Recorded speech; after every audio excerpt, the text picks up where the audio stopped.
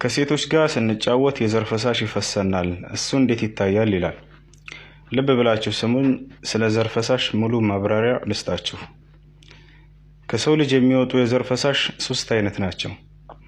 አንደኛ መንይ፣ ሁለተኛ መዚይ፣ ሶስተኛ ወዲይ። እነዚህ ናቸው።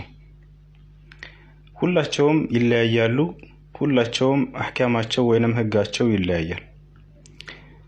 አንደኛውና የመጀመሪያው መንይ ያልኩት፣ መንይ የሚባለው የሰው ልጅ እንቅልፉን ተኝቶ ቀንም ሊሆን ይችላል ሌሊት፣ ወይንም ደግሞ በግንኙነት ባልና ሚስት በሚያደርጉ ጊዜ ግንኙነት የሚወጣ የሆነ የፈሳሽ አይነት ነው። አወጣጡ የሆነ እየነጠረ የሚወጣ ነገር ነው። በአንድ ጊዜ በቃ ውጥት ታውቁታላችሁ።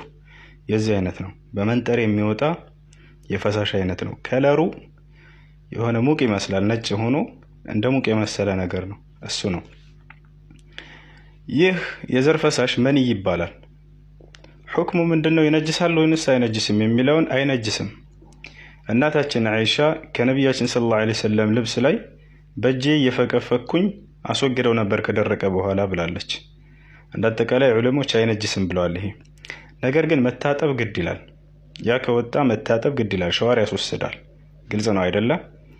መንይ ላይ ያለ ሰው ቁርአን በእጁ መንካት አይችልም፣ መቅራት አይችልም፣ በህፍዙም መስጂድ ሁሉ መግባት አይችልም እስኪጸዳ ድረስ። አንደኛ ይሄ ነው። ሁለተኛ የፈሳሽ አይነት መዚይ ይባላል። መዚይ የሚባለው ደግሞ አሁን የተናገርከው ሴትና ወንድ ዝም ብለው እየተጫወቱ ወይንም ሰውየው ስለ ሴት እያሰበ ስለ ግንኙነት እያሰበ የሚወጣው የሆነ የፈሳሽ አይነት ነው። እንቅልፉን ሳይተኛ ማለት ነው፣ ዝም ብሎ እያሰበ። አወጣጡ እንዴት ነው? ዝልግልግ እያለ የሚወጣ አይነት ነገር ነው። ከለሩ ውሃ የመሰለች ናች።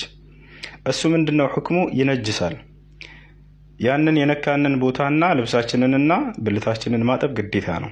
ሸዋር ግን አያስወስድም እንደ መንይ። ሁለተኛ ይሄ።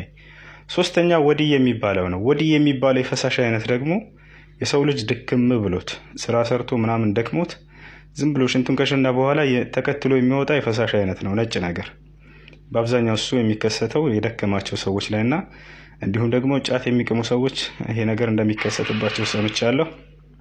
ይሄ ወዲይ ይባላል። የዚህ አይነቱ ደግሞ እዚያ ውስጥ እንጃ ማድረግ ነው፣ ማዳረቅ ነው። ሸዋርም አያስወስድም፣ ነገር ግን ይነጅሳል። ልብሳችንን ከነካን ወዲያው እስቲንጃ አድርገን እናስወግደዋለን። ይሄን ይመስላል። አሰላሙ አለይኩም ወራህመቱላሂ ወበረካቱ።